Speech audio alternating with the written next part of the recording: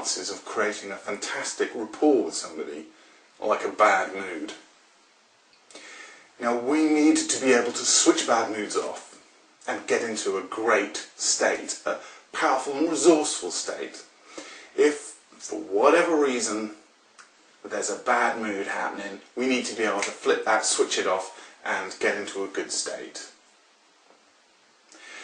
Now, my little boy used to have difficulty going to sleep some evenings.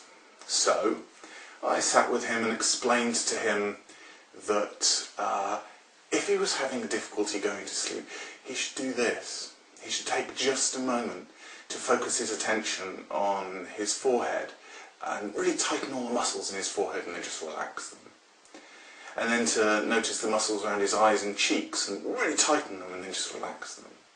And to notice the muscles around his jaw and to really tense them and then relax them. And then the muscles in his neck and shoulder and tense and relax, his arms, his chest, legs, all the way down to his feet. And once we've been through that, I would say to him, do it again another 2 times. And you'll be asleep before you've done it 3 times. I also said to him, and there's another way of going to sleep if you want to try a different method. You can count sheep. Now the thing is, most people don't know how to do that properly. The thing with counting sheep is you've got to make it really exciting, because some of those sheep are daft, they're silly, they don't jump over the fence, they go round the fence. Some of them go crashing, go running so fast, and they crash headlong into the gate and fall over. And it made him laugh, amusing examples of how sheep might kind of get it wrong. And that's the important, all the vivid details. And then he supplied another method. Or I could just think of something that I really like, couldn't I? Yes, that's a good one. What is it you really like at the moment? Well, it's not always my favourite, but we're doing a song at school, and it's a great song. I can think about the words to the song. Now those are the 3 techniques that he will then use, and he doesn't have difficulty going to sleep anymore, because the first few times he said to me, oh, I can't go to sleep. I said, well, you know 3 different ways of going to sleep now, don't you? Yeah, I do. Well, go and try one of them. So now he no longer tries it on. He just uses those techniques, or he just falls asleep. Now what are we doing?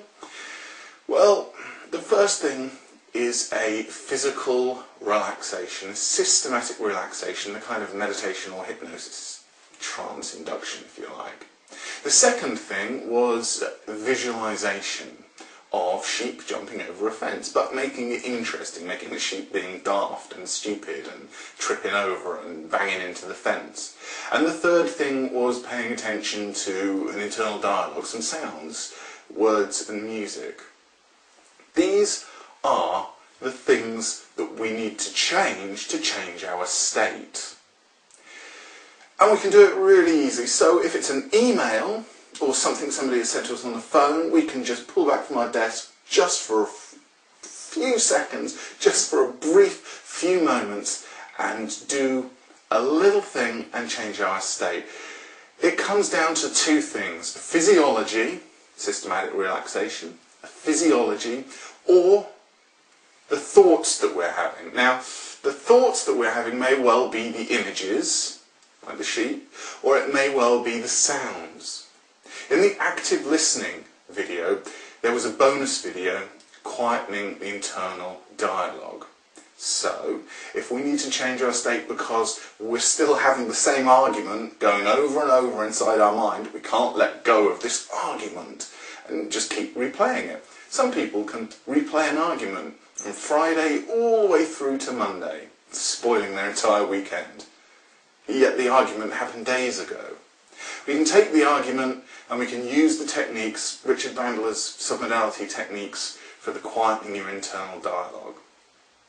Also, we can use a different NLP technique to change any images or thoughts which are disturbing us. And there's a bonus video that you can watch today that will teach you the whiteout technique.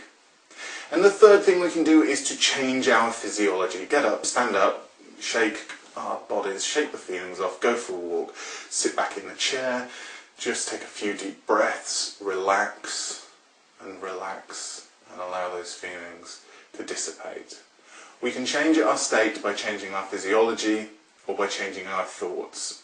It's our thoughts, the pictures, and the way that we talk to ourselves, the sounds we hear, that create the feelings. If we change the images in our mind and we change the way that we talk to ourselves, we change the feelings we have. If we change the way that we are physically holding ourselves, we change the way we feel. Now, these are the best ways of changing our state.